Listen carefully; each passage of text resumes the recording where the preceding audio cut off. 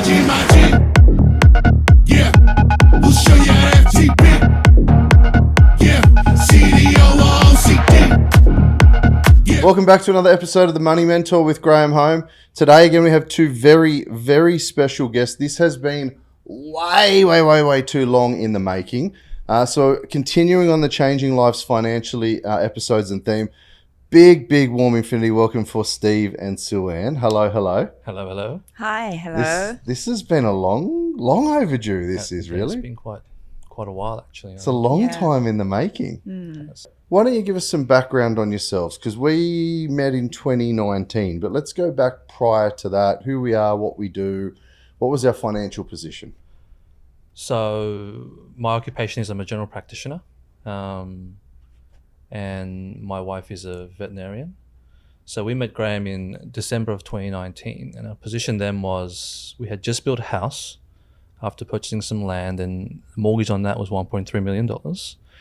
We had our previous property, which we turned into investment property, which was just down the road, and the mortgage on that was $500,000, something like that. It was quite negatively geared, pretty much. So at the point of when we were pretty much met you was we were trying to decide what is the next step. What are we going to do now? So built the big beautiful new home. Had the old big beautiful home down the street with over $500,000 of debt. Correct. Okay. Yep. So we could see that because of the negative gearing and the massive mortgage, trying to purchase another property was going to be quite difficult because, well, as we know now, we were capped in terms of. You borrowed all the money for the new house. Yes. But you had all the cash in the old house. Yes. Right. And financially, we were on very good incomes, so we thought we were killing it. But we were just wondering, okay, why are we not getting ahead? Why are we sort of paddling in the same sort of direction, but just not going any further? So that was where we were at. And thankfully, my wife she's very into sort of self-help and I was going to say, for someone doing Self-development. self-development, personal development. Personal development, Yeah. yes. You're going to need self-help in a minute. Yes. It's quite funny because for someone who's doing a lot of the talking these days, Sooan, let's jump across here because you seen me at an event, right? Steve, you weren't at the event. No. Okay, so I like this story. So which event was it at? It was at the Richard Branson event. Richard Branson. This is Yes. 2019? 2019. Okay, Yes. and you signed up for the masterclass? Yes. So when I saw you on the stage, I knew that this is a person that I need to connect with. The sweary, potty mouth, chubby little houso was the guy that needed to help the GP and the vet. Well, what you proposed is what we needed. Okay. And you also had Megan and Jeremy at that event. So yeah. I spoke to them afterwards and I asked them, how do you manage being on a budget? Is it really difficult? I needed to know the quality of life part of it, whether I could do it, and they really helped me with that. So I thought, right, this is it. I'm gonna sign up. There was no question. Okay. It was like an instant. We're gonna go for it. But I knew he wouldn't agree to come. But I signed up anyway. Okay. And so I had to come up with a plot to get him there, and I'd got a lot of resistance. He was like, well, I really don't like these kind of events. I don't want to be a part of it. But you also mentioned you need to make sure you come together, and that's really important. Yeah. So, I had to just make up a fake scenario so that we have a fight and then I win. Whoa, hang on a second. So you created a fake argument or fake dispute. Correct. Why? Because I needed him to think that we're having a fight, and then to make up for it, he will come to the event. Yeah. It's called, Whoa, you're light years ahead of me. It's called gaslighting. That's what it's called. Is that the... Yeah, it's called gaslighting. Yeah. I'm going to query now. Anytime I have a fight with Beck, I'm like, did she just create this situation for They're me? very smart. They're very smart. Did you realise she was gaslighting? Hell no, I'm a guy. What fucking else going on?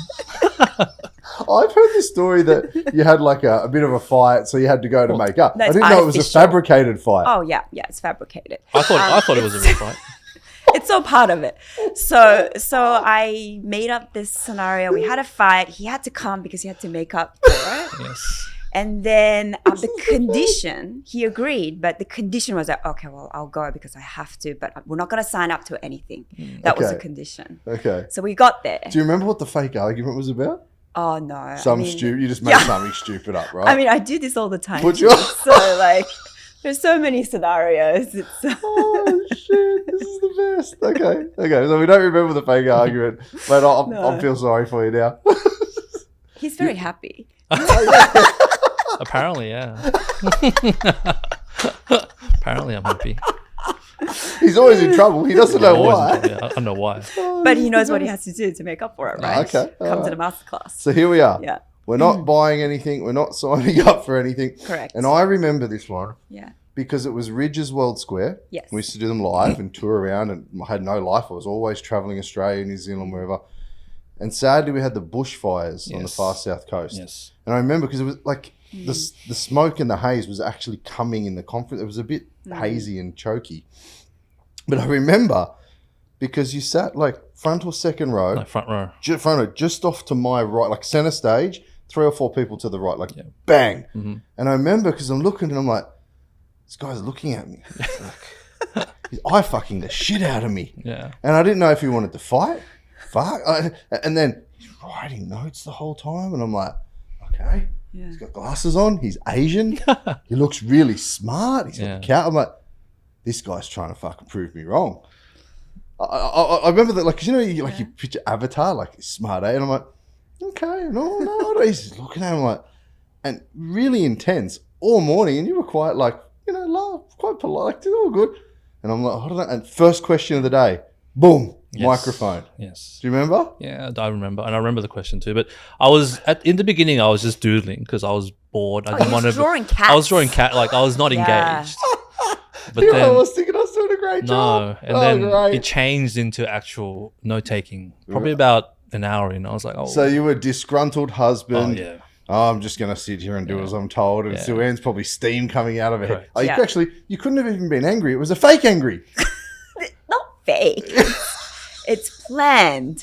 This is the best. Okay. So doodling cats. And at some point, somewhere in the morning, it changed. Correct. Okay. When was that? It was when you started going to the numbers part of it, I think, is when it Calculator, really... coaching. Correct, yes. And that's when it really hit me because I knew that interest is a killer. It always has been. But I thought that part of the journey of earning a house with a bank loan was that you had to pay the 30 years. Like you had to. There was no choice other than to do that. I didn't know that you could. That was your question, right? Will they penalise you to pay it early? Correct. So my first question too is, do I get penalised if I pay off my loan quickly? And you said no. Yeah. So I was like, oh, hang on a second. Okay. Here we go. This fight was worth it. Yeah. I was like, hang on a second. So that's when I really realised that, okay, makes sense mathematically. It makes sense to me because I know interest sucks. So I was like, okay, if we do certain things, we can pay this thing off quickly. I don't know how quick it was, but pretty quickly. Okay. And that's when I think I started to really sort of get into it. And you got so excited. Like during the masterclass and then when you did the sales pitch, I was just quietly sitting down. He's like, oh, go get it. Yeah. And I'm like, you go get it. Like I was like, fucking sign up. That was the we need his help. Right? The condition was that we don't sign up. So I was just sitting, and listening. And he's like, oh, do it. So, yeah. I this gaslight went full circle. Oh, yeah. Yeah. So, yeah, it worked out pretty well. So it was very interesting. And it's really interesting because I know there are a lot of couples out there who are in a similar scenario where one has brought the other one. Yeah. And you can really see with our journey, I started, reaching out to Infinity. Yep. But now it's complete, like we've had a bit of a shift. And yeah, because I always think that I'm like knowing that like you were the one that was at the event and you do those and then Steve got dragged along. So I said, okay. There was a reason for it, but then it's sort of swapped over time, right? Like pretty much every event Steve's on. Oh, yeah. Like every event. Even when we don't know that masterclass is on, sometimes we get a text saying, oh, can you come on, And we're having lunch. Yeah. And then Steve's like, we can make it. Yeah. So, thank you. Yeah. That's Louis. He'll often. The best is sometimes I see Steve on there and he's like this. He's got his hat on, camera's on. He's like, well, I'm like, oh, why don't you do one of the best? And he's like, what's going on? What the fuck are you? And I'm like, oh, this is the best. But it's just real people, right? Like we're all real people. We like to have a bit of fun. But, correct. So, Sooan, when you were at the event and you're like, we need this, where did that feeling come from? Were you both spenders? Were one of you spending more than the other? The new house with the big debt, you were like living in your home, you go, oh, 500 grand. big $1-2 million debt, you're like, whoa, that changes lifestyle a bit. Yeah, you got a beautiful home, you're buying furniture maybe, but that changes things, right? Yeah. So where was the desire? What was going on to want to change something? Well, I think we were always wanting to get financial advice, and we Right. have tried a few times with banks, Yep. and then the banks only really give you What they can sell you. what their recommended products are. They don't look at every single product and find the one that's best fit for you. They find one that they have partnership with. Yeah. So we went down that road and went and it didn't make a difference because they would tell us things like, oh, you need to invest and buy a house. Yeah. But like which one and where, and like we don't have time to look for houses, right? But that's the advices, and I'm like, I know that, like, but where do you get them, right? And so I always knew we wanted financial advice. It's just that we haven't found the right fit. Okay. So Let's talk about then that when we start the journey, what happens and how slow, how quick? Oh, I mean, I was in straight away after the masterclass. Like, Yep. I knew, like, let's give this a go. My wife is a bit more aggressive in a go. I'm not as aggressive. So basically, the first thing I knew, you were going to tell me this too, the first thing you told me was you got to sell that investment property. Like, Sell that doll. yeah, you need to get rid of it because that is what's going to unlock everything else for you because you need to get that equity built up. And then pay off the home. Correct. So I knew you were going to say that, and that's the first thing you said to me. Shook my hand. Yep, this is what you got to do, and then we're going to go investing. Yeah. So it was a whirlwind. I think it was very yeah, fast. it's very fast. I think for us, because when we attended the masterclass and then the real estate mastery, Yeah. and the pathway was so clear in that, I don't think for us there was any hesitation at all. I know. It was a very clearly defined path for you. Yeah. Sell the old property. Correct. There's no CGT because it was your home. Pay off your home in full. Yes. And let's go balls to the wall. Correct. Yeah. So I think you guys did like 9 properties in Yeah. one hit. Yeah. 6 or in 9? first REM, Yeah. and I actually wanted to do more. And I had a panic attack on the flight back. That's I was in the plane. Oh my god! But What have we done? But it was so I knew amazing we could. Yeah, and that I knew we could service it as well. yeah, like the types of houses that were available for us to invest. It was amazing. I mean, there was no hesitation for us. We knew that's what we wanted to do. Well, I want to jump a bit. So we did 9 in one hit. We then got up to what, 16? Yeah. Yes. Okay. But then we tapped you on the shoulder and said, hey, we need to drop back a bit. So we went 9 in one hit, then another 7 over the last few years. And this all started late 2019, really early 2020, right? It's been 2020, about a 5-year journey to less than, probably 4.5 years. So realistically, we started then and we got up to 16. Then I started tapping on the shoulder and said, okay, hey, banks won't give us any more money regardless of how much. There's a point, right? Correct. So we have to sell some. Correct. Let's talk through that process of, okay, because it's hard for people. I mean, stereotypically, it's like, oh, never sell. Like, no one wants to sell property. No. You buy it, you hold it forever. You Correct. die with it, right? Yeah. Talk me through that process because obviously we convinced you to sell the old home.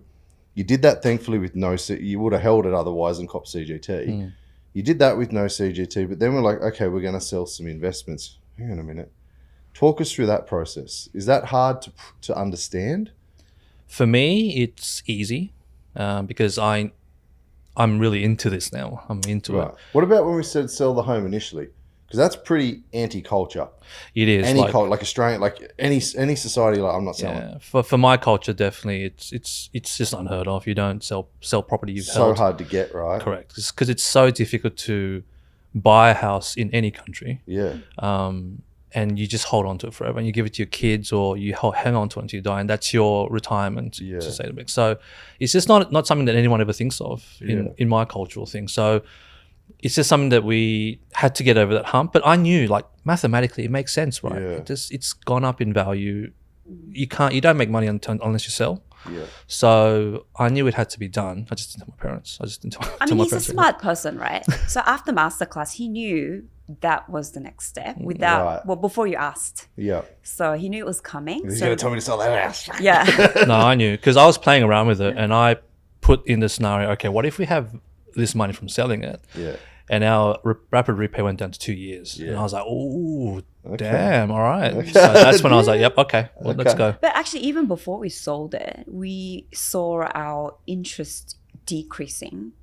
Starting rapid repay. Yeah, Yeah. quite significantly, Yeah. even before the sale. So, Okay. so he was just obsessed with the bank app, Oh, yeah, it's cool. and he was just looking at it all the time.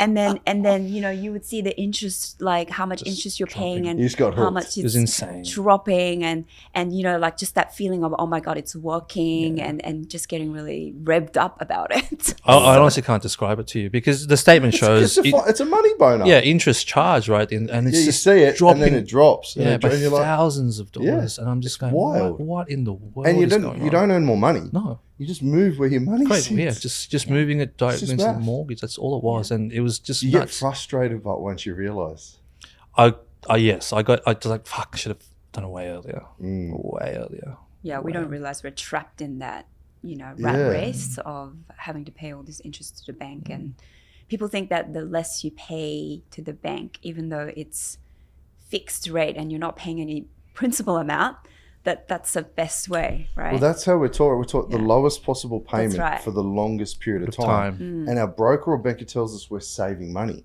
We're not. We're elongating. We're Correct. paying Correct. more Yeah. interest over a length. But we sell, or they're taught to sell, lowest payment means saving payment money. But that means the most interest. Correct. Yeah. It's wild. It's funny because it's such a simple concept, but people don't get it. It doesn't click. I think I had a clicking moment during one of your podcasts. Right. And that they were asking about, you know, like a monthly repayment, and Yeah. you were like, well, here's the thing, it's not the more you pay, that the better it is, Yeah. because you're paying it off. Correct. But people just think the lowest that you can get that repayment, the saving. better it is, and you're saving. I like to rephrase minimum repayment as maximum bank profit. Correct. Correct. Yes. Now you get 5 years into your loan and refinance for 30. That's now a 35-year loan. They can charge interest on. It's wild. And for me, that was what my parents did wrong, and that's why when I'd met you, like my parents are on the pension, both of them, and they still got a mortgage, and they won't pay that off until they pass away. That's just how it is, and that was their mistake. And I realized that after I met you, I was like, oh, okay, that's where they fucked up. You know, they everyone just chips kept along at the minimum. they were doing well, and then they'll buy a car or they'll go on or something like that. Renovate. So yeah, or something, and then Yeah. that's when I realized, okay, you just got to be aggressive and get that mortgage down as quick as possible. So by selling the old home and clearing the big new mortgage, correct me if I'm wrong, we would have saved about $800,000 in interest repayments over what you would have kept doing. Yeah, I think So- we're 27 years left on a $1.3 million mortgage. So it was like, I think by the end Today's of it, rates, that's actually a lot more Yeah, than 8. thank God. 1.3 is about 2.6 or more. Correct, It's- thank God. It's double at Yeah. current rate. yeah, So because back then interest rates were so low. Thank God we met you when we did, because right now I don't know how I would have done it. Because we would have doubled. yeah, it would have Crazy. essentially doubled. Yeah. Wow. So it was just insane. And going back to your point, that's why when you tell us to sell, it's Yeah. easy for me because I know, like, yep, So, well, let's Cash talk out. about that, because I know at an event a little while ago, we were out doing a social thing and somebody challenged, you're on stage, and sometimes people still think, oh, it's an actor or it's this or whatever. And you actually had your internet banking out, right? yes. Because you'd said on stage, Graham and Beck have made me how much money this particular year? So the $1 million. $1 million. Banked. Banked. Right. And somebody must have challenged it, because someone said, Dr. Steve had his phone out and he was showing me his. I'm like, he loves this shit. So you were showing somebody Yeah, your I bank mean, balance. I think they were just like, well, I don't believe you. I was like, well, I mean, here it is. I don't really know what else to really tell you, because it's Here's the facts. date. Here's the deposit. Yeah, we sold it and we cashed out. Well, I think some people say like, oh, you're not really a doctor. But I mean, it doesn't matter whether you're a doctor or not. I mean, we're Yeah. still here achieving financial journey. So You're not really a vet. You're not really a doctor. I'm not. I'm not really chubby. Yeah, I'm that's right. trans skinny. That's right. Yeah. So I can understand why people are skeptical, but at some point you've got to understand it. I mean, look, it's just how it is. Maths is maths. You sell it, you cash out, and you reinvest. It's just, and you have to constantly reinvest, because it gets harder and harder year after year. So, and I remember a time we were up in Brizzy, and I actually lent you my car, and I said, "Here you go, take my car." I was really Yes. trying to sell you my car, but Yes. here, take my car and go for a drive down to your property in between Brizzy and the Gold Coast. No one would have thought.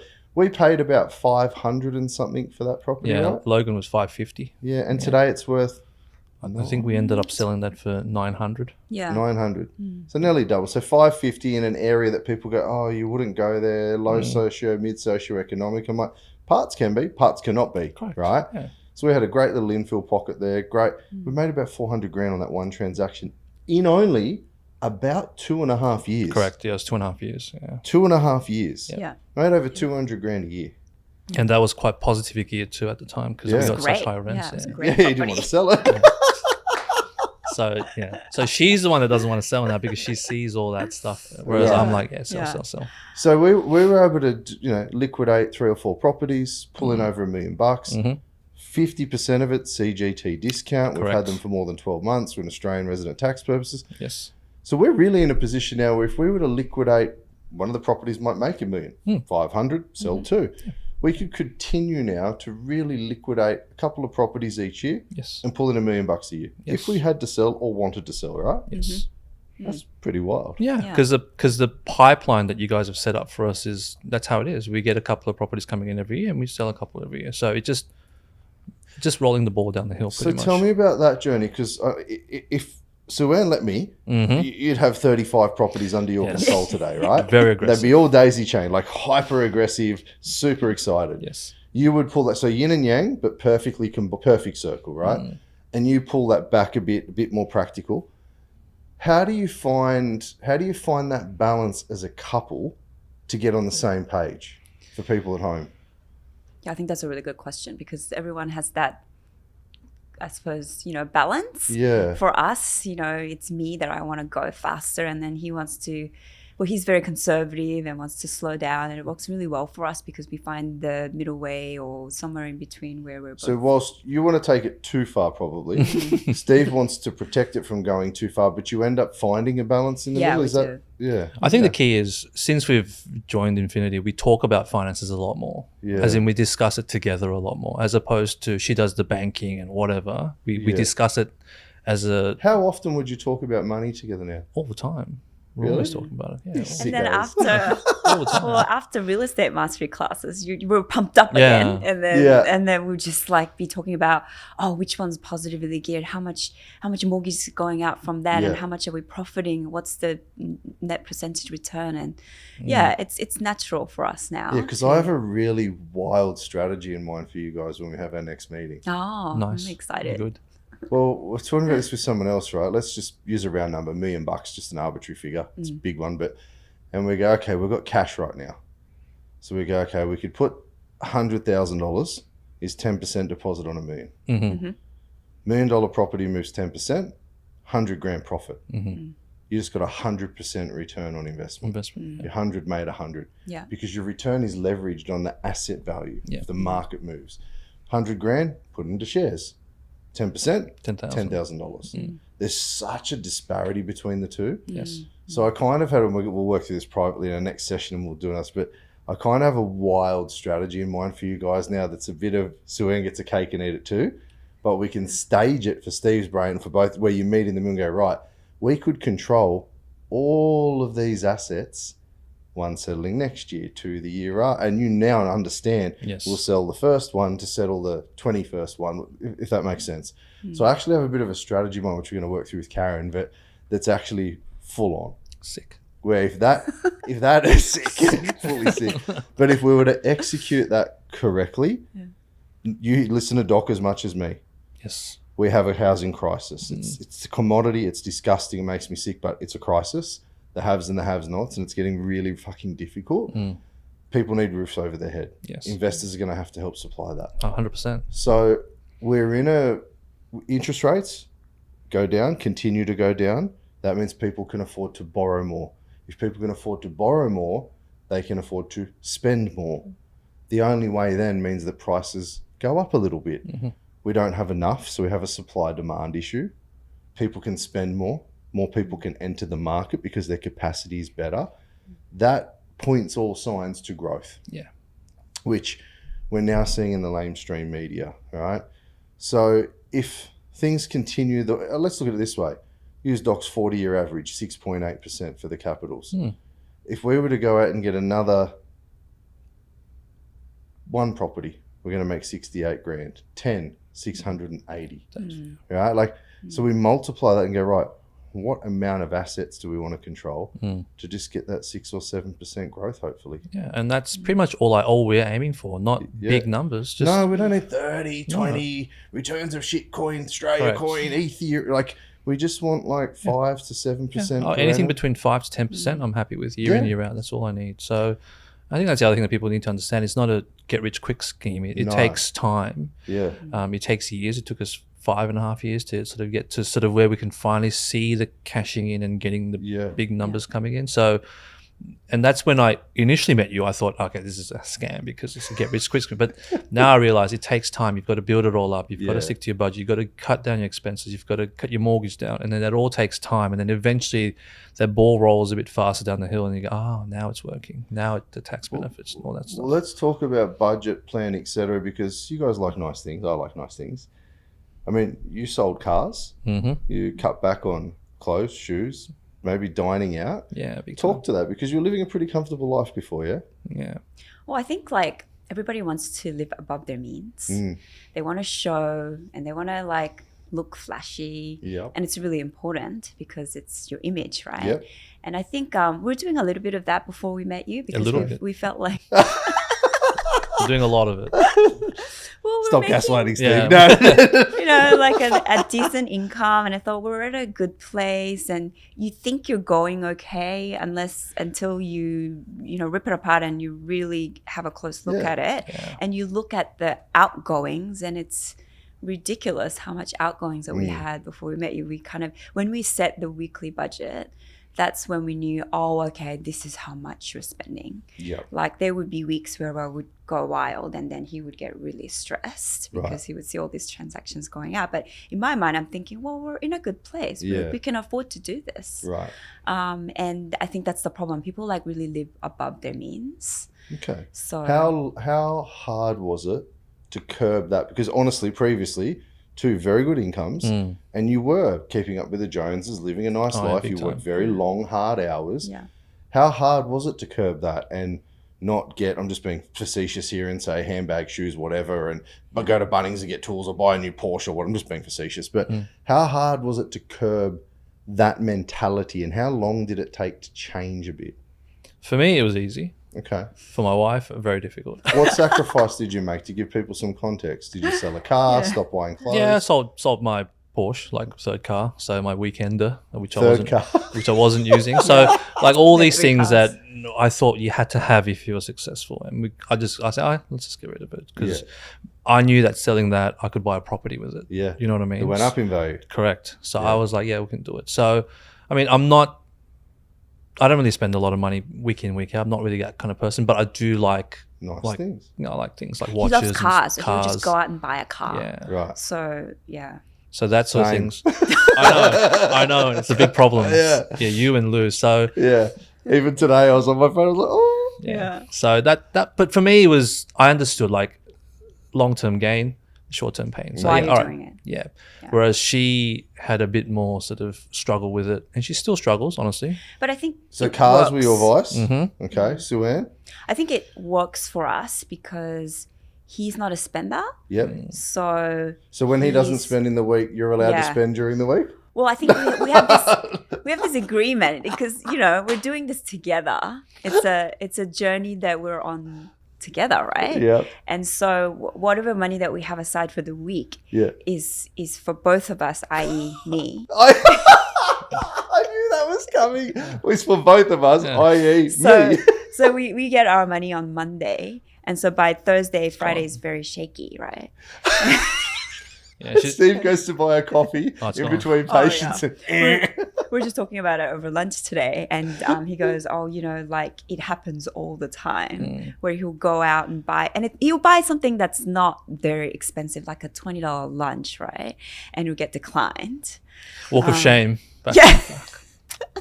and transferring money on his phone at the counter. well, I think there was one time when he's already eaten the lunch, and he's gone to pay, and it declined. So we had some situations like that. You're straight on the phone to I was Sooan? like, what the fuck is going on? What is going? I swear there was money there before what happened. I was like, Sephora had a sale or something, and it's all gone. yeah. So during the week, I love this. We have an agreed budget. for me, for Sooan, the Soo's budget.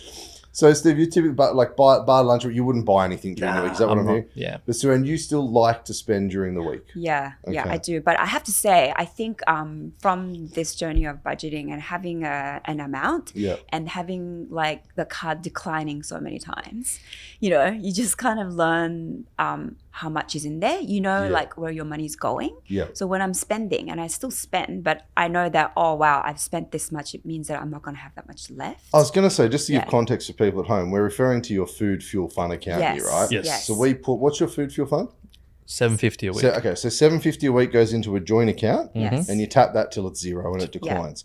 But you also have millions of dollars sitting in a redraw facility or other investments, right? So it's not that you don't have money, No. but we're choosing to restrict you, i.e. Sue. So, And I think that sort of comforts him because he knows kind of the maximum amount that I'll spend for that week. So you let it be, okay, blows all $7.50, I can't buy lunch, He's whatever. all right with that. fine. Yeah. But it's $7.50. It's not $7.50 per item. exactly. Exactly. Before it used to be Yeah. thousands. This is Literally.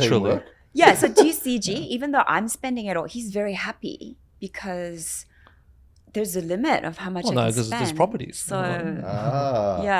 So So you I just think- keep seeing the properties build, everything's great, Yeah. new car every couple of years. Yeah. So you can just go nuts. No On mortgage. No mortgage. Yeah. So it's a lot easier now. A lot easier. But I feel like with the budgeting side of things, like we've been doing this for a long time now. Yeah. And I feel like people have this misconception that you're going to have a decreased quality of life because you're Yes. restricting your funds. Budget's such a dirty word. It is, Yeah. It's But like it's- diet Yeah. or starvation Yeah. or And it's really not. Like, I feel like I've had a lot of fun with it because you become creative. It's like, all right, we've got $10 left, which means that I can only do this and this. And Yep. like, I don't feel like it decreases my quality of life. I actually enjoy that now. Like, I Okay. don't mind it. And like, we've discovered Steve hates the Kmart. decline, but Yeah. what did you say you've discovered I've what? discovered Kmart. Okay. What are you doing at Kmart? Well, like I never used to go there, but Okay. they've got like everything, and it's like 10 times cheaper. Yeah. Like it's For shit that you're just amazing. going to throw out anyway, right? Like for a plastic pot plant in the corner of the bathroom or something next to the toothpaste Correct, holder. yeah. Doesn't matter if you go to Howard Storage one, it's $800. We go to Kmart and it's $8. Yeah. Same shit. Yeah. So that's what we do. We go to Kmart. Yeah, and what we do is like we donate all our clothes. We have them on Yeah. once a Same. year Yep. to thingy. So You we'll just turn just the hangers around. Yep, that's We right. turn the hangers around, and Yeah. if they're still around at once or twice a year, Yeah. the season changes, doesn't go back in the other wardrobe, Yep. but it just goes to Yeah, charity. so we just donate to charity. So it's just a lot of knowing where everything's going, and So, if some things don't go to charity. some but- things, the Yeah. shoes don't go The to Louis charity. Vuittons. But They're it's forever. it's just recycling and just knowing where the money's going and understanding that you don't have to spend thousands of dollars to look good. Just live, and I mean, I prefer having no financial stress over that. Do you know what I mean? Yeah. Well, let's talk to that for a minute. So, besides the good debt, the investment debt, which is tax deductible, how did it feel once the home loan was gone? Oh, I couldn't describe it. to Because you could have then gone, we can buy whatever cars we want, we can spend everything we earn, we're on great incomes, and that could have been life. Yeah. Well, I Really? think when we did that and the mortgage was paid off, because we really saw the result, right? Yeah. So we got more stingy, you know? Yeah, well, Steve, you treat this like Stu said earlier before we started. You were like in there, like treating this like a sport before the sale of the house. You were watching the interest come down Yes. and down. You almost thought that the internet banking was like a mistress or something, maybe. Mm, It's like, Yeah, I was on it all the time. Like, just like every time like you a open the race. phone, it's like, well, it's the same as yesterday, but you have to check it. But I think I can't remember who it was, but some billionaire said it. Look, it's hard. It's the hardest to make the first million, Yeah. and then after that, it gets easier as it goes. And I think once you sort of do well, you're like, okay, it sucks so bad to do that first bit. I'm not going to blow it all. I'm just going to keep going. Well, I tell people it takes about 3 years. Yes. 3, maybe 4, depending on market conditions, of sticking to a process, actually executing and seeing it through for 3-4 years consistently guarantees a mathematical result. Yeah. And after 3 to 4 years, it's fairly substantial. but you've also rewired yourself after 3 to 4 years. I agree. And I think that's really important. Yeah, I Yeah. think that there's a mental shift that happens because after you've achieved that, you know what it took to get there, Mm-hmm. and you know where like the money that you're not spending is going, and so you're really motivated to keep going. And it's okay that we don't go to a Giga station for like 500 per person. You know, now like We won't talk about Yeah. devastations at the moment. Anyway. now I look at there's like a limit. If it's got to be kind of under 100 per person, otherwise I won't even consider it because then we won't have any money left for the rest of the week. And we'd rather spend that on investment. Okay. Yeah. Talk to me about community, because you guys, and very, very big thank you from Beck and Michael and myself and the whole team and the community. You guys have been very active. Like I'm talking every masterclass Steve's nearly been on, and I appreciate, and I know you enjoy it as well. So that's what we're always asking. But you're on nearly every masterclass, Sue, and a couple as well. You guys try to come to as many real estate masteries as possible. You're very generous with your time in the community. Why? Well, first, it's a volunteer thing. It's not, you're not paying us. So just like to make that that's clear. what I'm saying. Like you're very like you guys are busy people, right? Yes. Like if I'm saying to you, hey, can you come up to the event and we'll fly you up and give you a room? But if I say, can you come to the event and can you come on Friday? You miss a day of work. Oh yeah, I'll be there. That's a lot of money, Yeah, I'll right? be there. Yeah. So you're very generous with your time back to people. Why?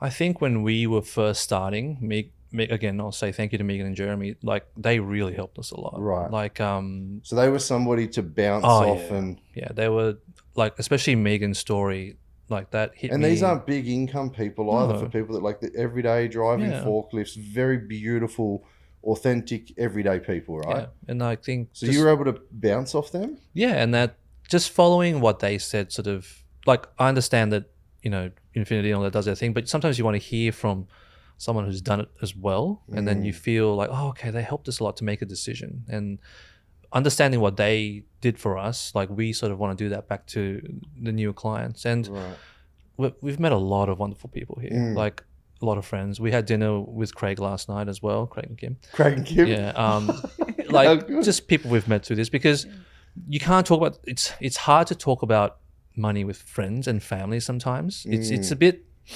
awkward or a bit funny. And everyone has their opinion that's so... We all know they're absolutely incorrect, right? Yes. But they don't know what they don't know. Yeah, and there's a bit of jealousy and all these weird things that come into it. So whereas when we meet people who we meet through Infinity, they're heading in the same direction. Right. Everyone has different goals, but the direction in which we're all pulling together is the same way. But I feel like every time I go to Real Estate Mastery, and this is the reason why we still come, is because like I'm so inspired by not only the other testimonials, but other people that are attending. Yeah. And we feel like so motivated, and it gives us kind of more energy to keep going. Right. So it definitely it's like a gives spark us, every now and then. Yeah, totally. Big time. Yeah. Okay. Well, thank you. Because so many people that talk to them, they're like, yeah, I listened to Dr. Troy on the thing, and then I met Stephen Sooan at the thing, and someone said to me, they missed me the other day, oh, I seen him up in the club the other day, and I was like, oh, I'm glad you remembered, because I heard some stories about the after party. That was wild. That was wild. I got a message from Alex, and it was 1 hour in. So like, no, it was like 45 minutes. I couldn't get a cocktail after that. Yeah, because I was lining up for another one, and I was like, but it was like, I went home because I was doing 75 hard. So 10 o'clock, everyone went upstairs. At like 10:48, Alex messaged me and she goes, the minimum bar spend for the whole club for the whole night's been met. What do you want to do? I'm like, just keep going. It was insane. And then people were saying, oh, the music was too loud. We just wanted to talk more. But I've seen videos of everyone dancing. It just was, apparently it was just awesome. Yeah. So and that's really fun. And you meet a lot of wonderful people of all different ages and cultures and beliefs and whatever, just wanting to do better and do well. And they've reached the point in their life where they want to do something. And I think that's what I really like. I get a lot of like wow moments when I sometimes talk to some of the couples. It's like, oh wow, they've done this, and I have to say, like, a lot of the times when I get inspired, it's not necessarily because they earn more. It's nothing to do with income. It's more about, wow, they're able to stick to their budget, like no matter what happens. And for me, because I'm a spender, when I hear those stories, and when I get like Kerry telling me, you don't need those Jimmy Choo shoes, like I feel like, oh, I can do it, I can do it. And then you go to the shops anyway. Well, gee, I might buy 1, not 4. Do you see? Hey, each to their own. No mortgage, go for gold, right? Yeah. But it's true. Yeah. I don't know if you ever realise too, but sometimes I know for Beck and I get a little bit of wow for ourselves. Yeah. Sometimes you're talking to someone and you see the ding and the light bulb goes off and you share with them and they're like, oh, thank you so, and then they walk away and think, shit, that was really cool. You know what I mean? Like I don't know if you ever take a moment, maybe something like stop and smell crazy. the road. You're like, Yeah. wow, I really helped that person. Like, Oh, there's been heaps of clients where we've met maybe 2 years ago and we'll meet them again 2 years later and they're like, oh, we've paid the mortgage off. I'm like, what the hell? You guys have done so and well. and these are normal everyday people. Normal You got everyday patience on the masterclass No. Yeah, I've too. had That's patience. weird. Yeah. We don't even have social media. Like, hey, Doc Steve. I remember Insane. that. He's like, oh. Yeah. No, like Steve's like come to me multiple times because we're obviously when we're at the real estate mastery talking to different people. Yeah. And he's like at the end of the day coming to me and go, oh, I met this couple and like I've really made a difference in their decision and I feel really good about it. It's And powerful, right? yeah, Super powerful. yeah, it's just that sense of contribution. Yeah. It's like a very fulfilling moment. I love that. Thank So- you. Well, thank you. It's greatly appreciated because the amount of people that give that feedback of thank you so much, even this to share your story publicly and it's cameras, videos, action, lights, it's like, whoa, but it does really help, which leads me to asking you, each of you, for someone listening in, not like, oh, look, come to Infinity, we're great. Of course, right? We are. But for someone listening at home that maybe can't afford that yet, maybe they're a skeptic and they need to have an argument to come and do the webinar or whatever. But for someone that's sort of tuning in from home, what are some practical tips you could give them for free from your experience? Like you've heard people that you've seen them that they can't overcome, oh, maybe it's not real or budgets suck or whatever. What guidance could you give to somebody listening in to help them for free? You have to have a budget. You have to. That's just the end of, it's difficult and it's getting harder to purchase property in Australia. And that's a fact. Conservative estimates, what, 500,000 houses behind. I know you and Doc probably think it's close to 1 million. They're not building enough. So you have to budget. And every cent that you earn outside of your budget has to be invested in something. Yeah. It has I to be. agree. I think it's about knowing where your money goes. Yeah. But also we had like this moment last night when we were having dinner with Craig, and I think that it comes to this boiling point that you have to treat your life as like your business. Yes. Like business have Chris Craig was telling me that he does like a month on end of month, calculation. Spreadsheet and everything, Like P&L and Yeah, he see checks where that to the portal. Yeah, and I'm like, fuck, bro, we've been at this for like 10 years now. Give it a rest. Yeah, and like it's so true. You need a measurable. You need to know your target. You need to know whether you're meeting it. You need to know like where the money's going. Yep. I think you should treat your personal life as like your business. Like when you go to work, that's what you would do for your work. Well, if you think about it, Yeah. business owners use bookkeeping software, all this stuff, but then when they get the money themselves, Yeah. they just tap, and Yeah. it's fucking gone, right? Yeah. You nailed it. Like, you should treat your personal world just like a business. Yeah. Yeah. Cash flow, Yeah, budget, exactly. in, out, Yeah. stock, Yeah. Yeah. expenses. Like, Yeah. And then you would be Best thing I've assessing heard all day. if you want to do something, you would look at, okay, what's the ROI on that, and what are you gonna get out of it? So you go, no, there's no ROI. I Yeah. just want a new chair in the office. Well, but okay, I'm going to invest in a new camera. Like, there's got to, you've got to go through that process, right? Yeah. As Yeah. if you've got your own board. It's like your own personal financial Exactly. board. Yeah. Yeah. And everybody does this for their work. Mm. But for some reason, you don't end up doing it in your own household. Like, whenever I want something at work, I have to put a business proposal and I have to prove why this is going to be a really valuable resource. I think we should be doing the same in our own household. Yeah. Best thing I've heard all day. Yeah. Besides budget, but that's it. You've nailed it. Absolutely. Anything else you can think of? I think you've got to try and make decisions around money without emotion as much as possible. Yeah.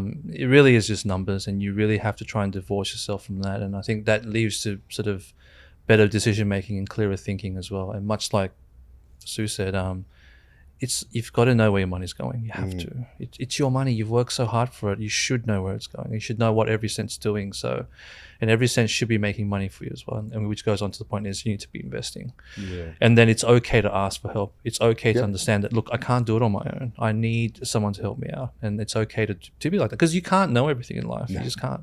You know, That'd be like me trying to get medical stuff myself instead of you. exactly. Can't do And it. I'm only good at one thing, which is obviously my job. But anything outside that, I don't know. What's Delegate. going on. Yeah. So you have to get help somewhere. But I think also like just the mental shift, like people always look for reasons why I shouldn't do it, why I cannot do it. You know, You're well, on fire I don't today. have- On fire. There's two best things I've heard all day. Right. There's always a reason Yeah. not to go to the Exactly. gym. There's always a reason Yeah. not to eat healthy, Yeah. not to buy like. Exactly. But keep going. Sorry to interrupt you. Yeah. On fire. Like So like whenever I think about, well, why I cannot do it, I actually think about, well, if I don't do it, this is a consequence. And when I think about that, I want to do it. So I think everybody, they don't want to go to the gym. But if you think, oh, if I don't go to the gym, then I'm going to look like shit, then you want to go.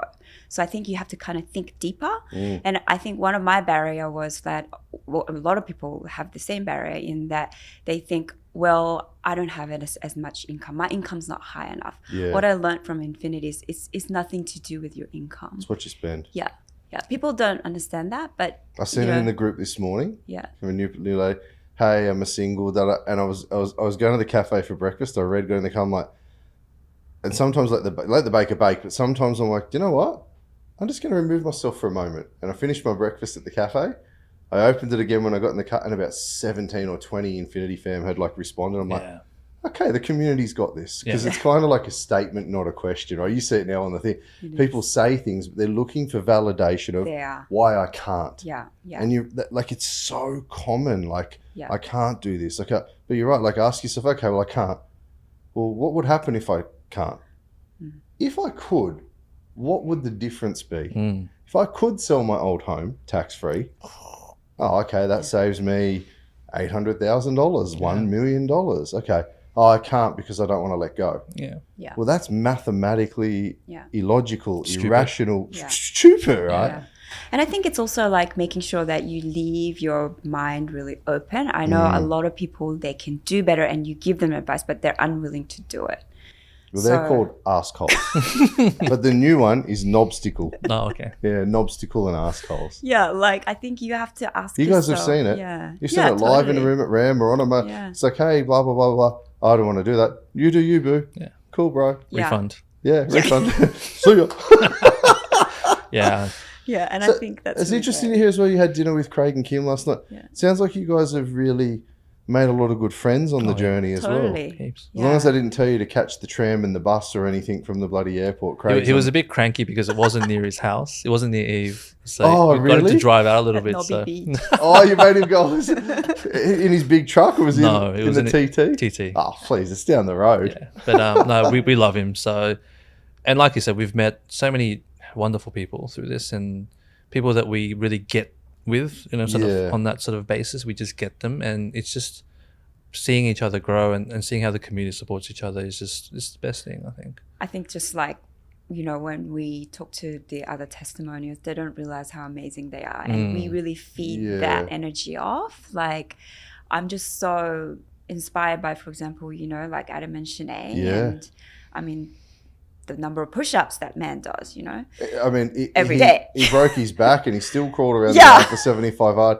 Then he flew to Necker and proposed. And I mean, we got him married as well. That's pretty cool. But Yeah. just say, but like the mindset Yes. of people like that in our community is, Yeah. and I think it's interesting because they do help.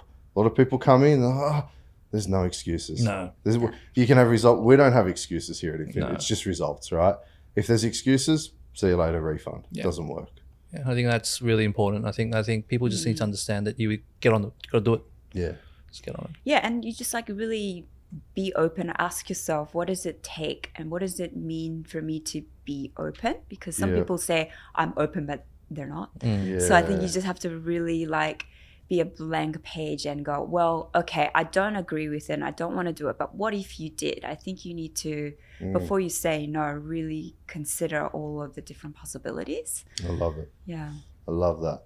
Well, again, I want to thank you guys for being so open and candid. And we're going to pre-book for December, given it's June.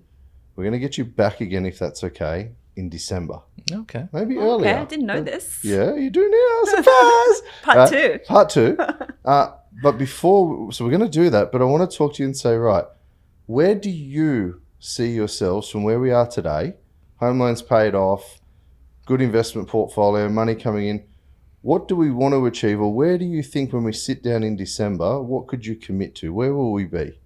What will it look like? Will we have paid off one of the investments? Will we sell 3 more? Will we buy 7 more? Where would you like to be? In December? Yeah. Yeah. It's a difficult question, right? I know we have to sell something Okay. because we've got to get a couple of properties on the line, but I think And we do have a few properties about to settle. We do, So there's some yeah. strategy we're going to Big properties. And that's what, and yeah, these aren't cheap properties. Hence why I thought I'd ask it today for December, where you'd like to be. But then I think we might do another one in 3-4 months, because there's a bit of execution in the middle. I think it would be really cool, with your permission, to share from today. The next one we might get a bit more technical, now that people know who you are. Talk about some of the execution. And then I think in 6 months or another 3 months from there, we talk about the outcome. I think that would be pretty cool. Yeah, no, I like that. Yeah, that sounds really good.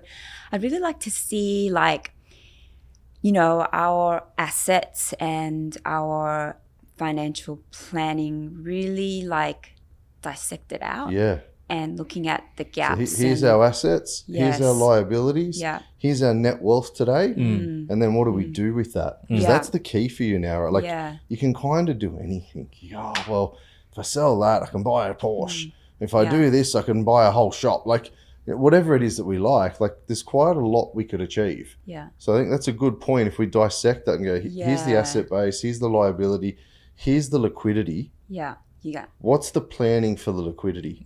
When do we want to access it?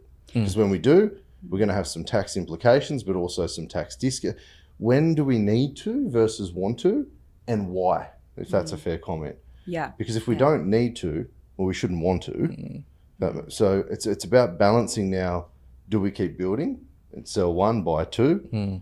And which ones do we sell to fund which other ones, or things, Yeah. or businesses, or whatever it may be? I think it's just that, like what you're saying, it's really understanding and having a really clear idea about our capability of where we are, because obviously from our journey from the beginning, that's been changing quite a lot. Our goals, yeah. So, and our goals are changing, Keep and we've been getting getting bigger and bigger. Yeah, of our course. dreams are getting bigger, and So because we know that it's possible. And so Next thing you know, we'll have you living on Sydney Harbour. in Barangaroo. Oh, watch this space. I'm working on it. that's what I was going to say. Yeah, maybe. Yeah. So Yeah. few things in mind. So yeah, be good. I'm going to let you think on that, so we can do another session and talk about what that looks like in the next few months, and then in 6 months and so forth again. Awesome. I think it'd be a really cool journey for people to see. I think it'd be really powerful, because it's interesting when you get to a position of financial security, like really you're there, right, compared to where you would have been, way beyond your wildest dreams. So what do we do with that, and when? Yes. Yeah. Continue to build? Yeah. Do we just protect? Do we shrink, liquidate? What do we do? And that's really important. Yeah. Next I love steps. it. Yeah. Love to do that. That'd be great. Look forward to it. Now, before we wrap up, I want to know if you have any questions for me. So Any questions, right? anything. I I think better get some water. This could be intense. I think I'd be interested to think what you think the solution to the property crisis is in Australia would be. It's a really good question. Because I think about this a lot too. I think I can solve it really quick, Really? almost instantly. So we talk about supply, demand, construction costs, all this sort of stuff. If we were, now I know this is going to piss a lot of people off, if we were to instantaneously ban Airbnb in Australia, Done. fixed. Tell you why. Pre-Airbnb, did we not have plenty of hotels to stay in? Did hotels not operate profitably, sustainably? Hospitality, breakfast was included, cleaners, jobs, economy, yeah? Melbourne hurt the market when they, and this is the perfect example, when Melbourne said only 180 days or something in a year, you can Airbnb, it destroyed the inner city Melbourne market plus COVID. because they could only Airbnb half the time and they didn't want to put anyone in a permanent lease. They wanted to try to get 1 week's rent in 1 to 2 nights. Does that make sense? So if we were to look at I might do actually I'll do a YouTube podcast on this with the data, even with Doc. But if we were to put all Airbnb short-term accommodation back into the market, family homes on the Gold Coast, family homes in Sydney, apartments through cities and CBDs, if they all went back immediately into the Australian rental pool or some of them sale pool, 2 things will happen, however, that we'd have to be prepared for. Rental values will deflate because there'll be so much competition on the market simultaneously. No one wants this. I don't want this. Property values will deflate because a lot of people will sell because instead of just going, I'll just put a tenant in there, I'll wait 10, 15, 20 years to make a good amount of money. People are fucking greedy and we're naturally a bit doughy with this stuff. We're impatient and we want a quick win. So that would actually cause some market issue as well. So markets might drop 10%. Let's say rents drop 20% and property values drop 10%. No one wants that. Yeah. Now, think about it, but just simply, PhD, push here dummy version. If you were to put all those properties back on the market, would we have a housing shortage?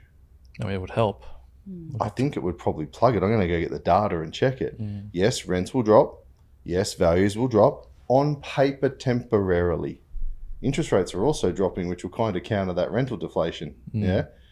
That would solve a big problem pretty quickly.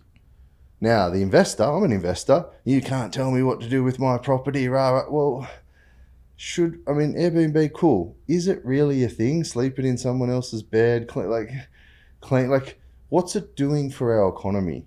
Really? When you think about it, it's providing a higher rental return and it's providing jobs for cleaners to turn the properties. Well, those cleaners would just go back to hotels and motels, or a lot of them, even on sponsored visas, probably won't be needed.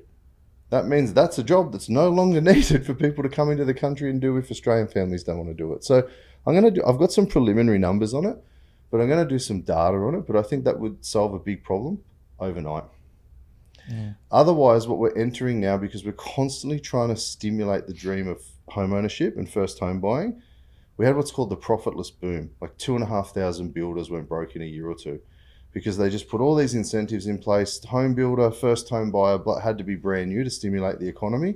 Couldn't get enough trades. Materials went through the roof. Couldn't build them in time. All we're doing is actually blowing up the entire housing sector and the trades. That's insane. Carpenter the other day, I won't name names, was asked to work Saturdays.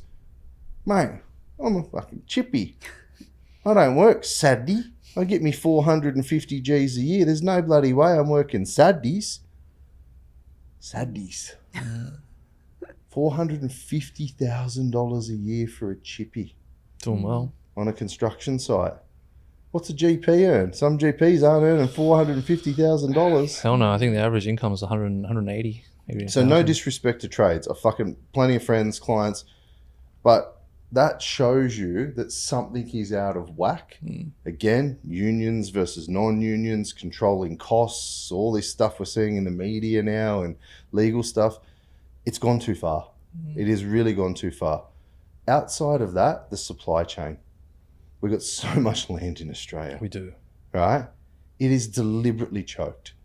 The red tape, what can be approved, what can't. They say they're doing these measures and these aspirational targets. You want to have real impact, take away Airbnb straight away. I don't think it really serves a purpose in Australia. You don't want to fucking go stay in someone's bed that might not have been turned properly, that has no rules and regulations. It could have a fucking spy camera in it that's got someone's half-eaten breakfast still in the fridge. Really? Just go to a hotel. Do you know what I mean? I don't know. So look, I think I'm going to do some data on that. I reckon it could solve a big chunk without destroying the market, but temporarily it would hurt. It would hurt temporarily. They could be real strategic and do it state by state. They go, right, we'll start in New South Wales. 6 months later, we're going to ban it in Victoria. 6 months later, we're going to ban it in Queensland. They could. So I don't think it'll ever happen though. No, politically. That's a bit of not in my backyard. Yeah, 100%. Political source. So that until we put more now, in saying that, I know in parts of the world, China, Japan, they can build modular housing in 2 to 3 hours. We watched in China in COVID, they built Yeah, entire skyscraper hospitals in days and weeks, and they're still standing. So let's go back to Australian standards and this, that, the other. I'm not saying there's anything wrong or right with them, but if they can do that in China, Japan, Abu Dhabi, why can't we do it here? Because it's our labour costing. And I'll give you a really good example without naming names. The Gold Coast Light Rail, I don't know, 5 years behind schedule, however many hundreds of millions of dollars. And they're on an hourly rate with a construction company, and their pre-starts in the morning go, remember, boys, safety first. We're on an hourly rate. And then they get to in a contract it says, hey, you've got 5 years to do the job. They get to the last 6 months where it's going to start costing $1 million a day in penalties. And they do a 5-year job in 6 months. So here's the other problem with Australian families. We need to wake the fuck up. Because people that are standing around supervising a hole, deliberately getting an hourly rate, drinking 3 white monsters, 42 pies a day, spending all their money on smoke and then whinging they can't afford a house, but they just pump $200 on beers at the pub on Friday afternoon. You're the fucking problem. And then they're demanding a high. I'm not picking on trades, but it's an example of if we don't all get in and do a fair day's work for a fair day's pay in every industry, service deteriorates, costs blow out, inflation occurs. It's just laziness. So long-winded answer, but there's lots of things that need to change to fix it, which tells me, and none of it fixing anytime soon, which tells me property values will Keep going up. So I'm going to keep investing. Yeah. As soon as I can see the writing on the wall that times are going to change, I'll probably either liquidate some or realign portfolio, or I'll just then fucking sit and let nothing happen for 5-10 years, and eventually, again, a market cycle, whenever it may be. But for now, all indicators point to shortage, pricing, rate increases. So if I can control $1, $1 million, $1 trillion of assets right now, that grows a few percent, I'm happy. Totally agree with you. Well, I have a question. It's kind of more personal question. Yeah. In that I know you've shared a lot of your investment portfolios in Real Estate Mastery and Masterclass, and you show us like how much you bought it for and sold it for and all of that. How many properties do you have in at one time? Because I mean, there's a lot of sales and transactions going on, but what is the approximate number of properties that you have at one time? I work on a dollar value figure at the moment. Yeah. Current Real Estate Mastery and Masterclass, I'm showing about, to give context, just from about 2021, I'm showing about to today, so 4 years roughly, I'm showing about 110 to 120 million dollars of real estate transacted. From just in the last 4 years. Yeah. Just in the last 4 years. Yeah. Yeah. I stopped working on numbers because we're buying, selling all the time. I've got stuff selling right now under contract. I've got stuff buying at any given day. If you go look it up on RP data, it's changing so quickly. What I know very accurately at any given day is the dollar value, the equity value, all that sort of stuff most of the time. Okay. I'm sharing about 110, I think 120 you're on probably on the weekend, I know on Saturday or REM. Yeah. And then, for example, I just bought 4 properties last weekend for Rebecca's family. Yeah. So 2 cousins that the mum helped raise Beck, our niece. Well done. And our nephew doesn't know because I don't want him to know at 13 because he'll think he never has to have a job. Wow. But we were able to get our niece a property. She's on title. They're all on title. That we didn't buy them for them. We're doing it with them. So we've gone halves. Okay. But we've paid the deposits and the cost. Yeah. So Lani's got her 3-bedroom villa, 1 bathroom, amazing. everything like that. And we bought the one next door, but they've actually got yards. They're houses, but they're like little villas down in Port. And we bought the one next door in our family trust. And one day when Lani's brother's, 10 years time, when he's 23, whatever, he's working and he can afford to pay his bills and stuff, we'll pop him on the title. Yeah. So I mean, it's really great to see, that side of you because you're at a stage where you can really contribute. That's the only reason we do it now. So numbers ebbs and flows. Even the dollar value ebbs and flows. Okay. It's pretty hard to keep track of, to be honest. Well, I've got one more G. But I can if you want a number, it's well over 150, 200 mil. Yeah. Well over. But that's and that number will change with values every day Yeah, it as well. fluctuates. Yeah.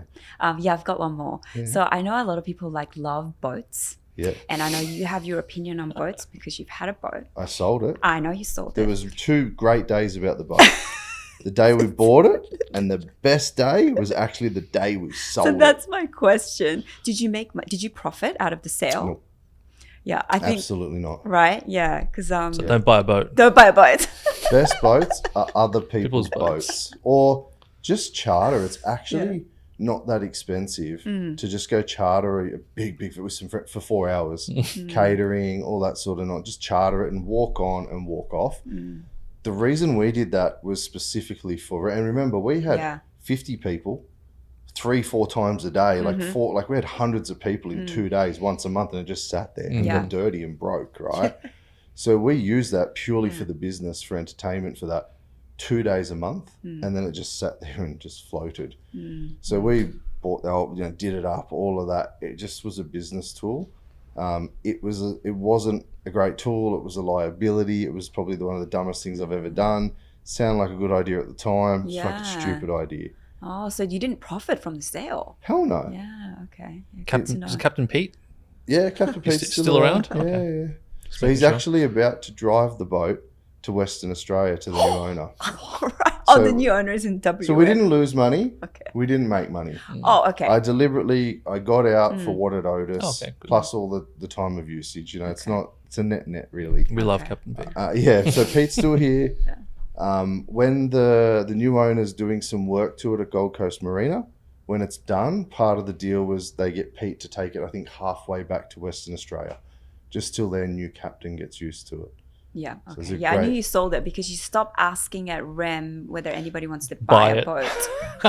Yeah, because I sold it. Finally. Congratulations. Great day. So, Congratulations. even property wise, like I had a site in New South Wales that was 3 farmhouses, and I chopped it up and got an approval for 58 lots. So in my portfolio, Wow. I count 58 lots of land that I was subdivided that I own, but I sold the whole thing in one line to a developer. Oh, I don't have time to do development, Yeah. but I bought it and knew it could, and spent all the money and took years to, and then I sold it. So lots of moving parts every day. The problem is we now are buying stuff that we don't know what we're doing. yeah, that's what I feel like. It's almost There's like, so I much. bought that for X $million. What do we do? I don't know. We'll move into it. We'll say it's going to be our home. Then we move in and go, no, we don't like that. Fucking get rid of it. Like, it's not silly. It's a bit fun now. I think that watching you do that gives me a lot of confidence as well. Okay. You know what I mean? Like, this guy's transacting so much. Yeah, Why can't I just buy one apartment? You know what I mean? you So can. it's very inspiring to watch you do it. Yeah. We're buying. It's funny too because we're buying very different stuff to our average client avatar, but I'm still buying all the shit that our clients buy. Correct. So every area we look at a house and land, little infill pocket somewhere, I always buy one of the biggest blocks and put a duplex on it Yeah. straight away, right? And but now people don't find that exciting. I go, hey, I spent 700 grand or 800. People don't get excited. I go, hey, I spent $8 million. They're like, whoa. We're still doing the day-to-day stuff because the 800, 900 grand, We they're love the them. one that become 1.1, 1.2. I'll flick it, take my 300-400, go again. That's right. They're my money for jam. Yeah. The other stuff I'm buying, it's all wank factor. Ego. Yeah, it's ego. It's like when I hear these buyers agents go, oh, I've got a portfolio worth X, and I'm like, I bought 2 properties worth that last week. And that sounds like, do you know what I mean? So it's like, I think it's cool cool. It's important for people to only take advice from people who are or have gone further than where they want to be, Correct. who have the practical experience when a market turns, when rates move, all of that shit. It is so critical that they're following someone who knows how to deal with that, which I do. Beck and I, we're doing it every day, which does give people confidence. Whereas, if somebody bought well and they spent a couple of mil and it's now worth 20 mil, that's awesome. But I mean, that's 2 apartments for me at them. I spend 15 mil or 10 mil on an apartment, like a right. penthouse But I think above that, like, you give so much, and Yeah, just to put you on notice, Yeah. we're going to raise $500,000 this year for the Kmart Kmart? Salvos That's appeal. what I mean. It's Just just, letting you so know. amazing. I love that part of it because I feel like I've never been in a situation where I felt like I'm in a position to be able to contribute and help others. You're in a huge And- position to be able to contribute and help others. Well, just at a different level, I think, with you. So it's really great watching that. And Look, one, is tax deductible, a lot of it, whether you want it to be or not. But two, it could be you guys going into the Castle Tower Shopping Centre and buying a couple of presents. It could be cash on our thermometer this year online. Could be anything. I mean, last year at the Christmas party, apparently they had like 3 or 5 trucks out because I said, you're not getting in the gate to the fucking free party without presents. And apparently, there were like truckloads of presents. It was awesome. Plus, we raised a couple of $100,000. You know what I mean? Like, that's cool. So this year I'm calling it early. I'm going to start telling everyone in the next or month or so, this is what we're doing. Off we go. We're off to the races. Let's start contributing together. I mean, if we're saving people thousands of dollars, surely they can all spare a couple of $100. yeah. But I don't know. I love that. You'll find eventually money's meaningless. It's dashes and numbers and noughts on a screen. Eventually you get to a point where, and this sounds facetious, but money won't change your life anymore. So Beck and I were very conscious and worked very hard to the point now of like medical conditions and this and that, where we're like, fuck, I need to like settle down a bit, right? Like I just redid all my life insurance and they're like, oh, you should probably have a look at this. You should probably have it. And I'm like, fuck, okay. Where money then is just a tool. Like if I said, I'm going to make an extra $100,000 this year, it's not going to change my life. That sounds bad, but call it $1 million, call it 10 million, whatever the number is. Eventually people can get to a point if they work hard enough and invest wisely enough. Money won't drastically change your life if you're structured correctly. You can pick a different car. You guys can get cars right now. You can do it, but you're not doing it. Do you see what I mean? Once you actually get to a point of financial security, you won't do silly things. Yeah, it's true. 100% true. And again, does having a better car change your life day to day? Not really. Does having 2 of them? Not. So it's interesting, right? So you get to a point where, and you hear people in the sessions are like, so have you retired? Yeah, all the time. So when people don't have money, we articulate, act and think and speak from a position of scarcity and desire. When you actually obtain financial stability, you think, act and speak from abundance. Yeah. You're chilled out, we're comfortable, you want to give So back. true. It's so different, right? Yeah. So you just true. kind of get really comfortable in your own skin. Yeah. I feel like the really rich people really don't look like, and they don't show it because they don't need to. They don't need And then to. you've got people that are wannabes, and they're the ones that are really. If you look at some of these richest people, they've all signed up to this pledge where they're giving away nearly all of their wealth, Yeah. which is wild. Buffett and Gates, I think, man, wasn't it? Yeah, there's a heap of them now. They're like, yeah, we'll just give it Makes away. sense. It's pretty cool. Yeah. Can't take it with you. No. Well, guys, I want to thank you again.